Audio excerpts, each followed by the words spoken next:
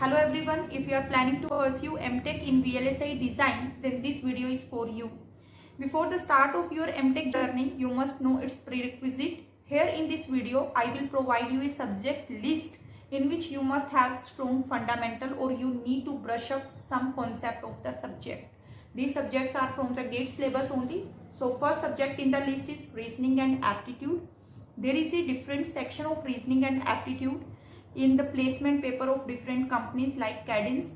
The second is digital electronics. So cover all the topics of your GATE syllabus, as many questions would be asked in your interview in placement.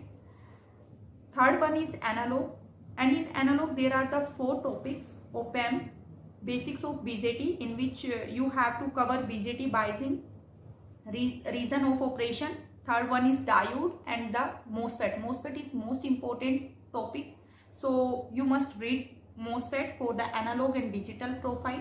Fourth one is EDC, and fifth is microprocessor and microcontroller, and sixth is basics of network. So just start preparing these subjects, as there are so many other subjects from your M.Tech and M.Tech first semester and the second semester that will be added on in this list. So this is my first video. I will try to help you from the start to the end of this M.Tech journey. So thank you so much.